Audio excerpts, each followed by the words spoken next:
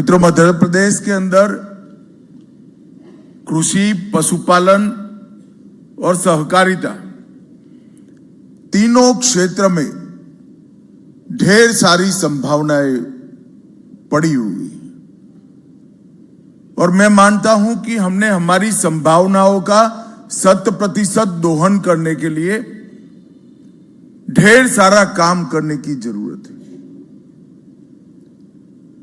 और सालों से जो सहकारिता आंदोलन धीरे धीरे मृतप्राय होता जा रहा था,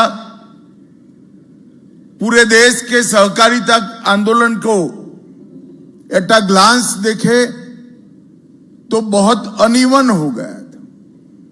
कुछ राज्यों में सहकारिता आंदोलन गति पकड़ चुका, आगे बढ़ चुका,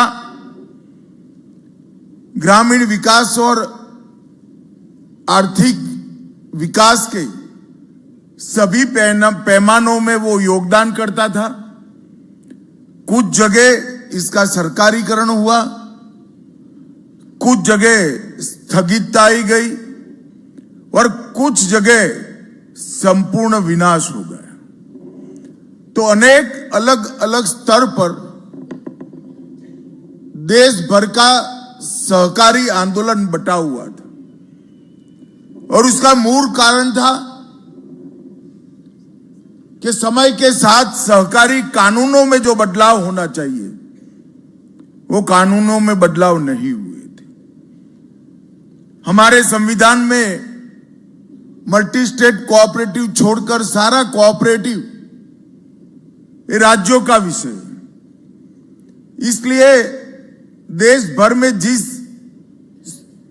तेजी से परिस्थितियां बदली, वो बदलती हुई परिस्थिति के अनुकूल कानून बनाने के इनिशिएटिव नहीं लिए गए और इसका मूल कारण था कि राष्ट्रीय स्तर पर समग्रता की दृष्टि से हर राज्य की भौगोलिक परिस्थिति, बारिश की परिस्थिति, ग्रामीण विकास और कृषि विकास के आयाम, पशुपालन के आयाम, इस सबको एक पेज रखकर केंद्रीय स्तर पर कोई विचार नहीं हुआ। और विचार होता भी कैसे? क्योंकि केंद्रीय स्तर पर कोई सहकारिता मंत्रालय ही नहीं था। आजादी के 75 साल बाद देश के नेता और प्रधानमंत्री नरेंद्र मोदी जी ने सहकारिता मंत्रालय की स्थापना की और मेरा सौभाग्य है कि मुझे पहला सहकारिता मंत्री बना दिया। मगर मित्रों, ये 3.5 साल के समय के अंदर मोदी जी ने स्वयं बहुत बारीकी से देखकर सहकारिता आंदोलन में बहुत बड़ा बदलाव लाने का काम किया।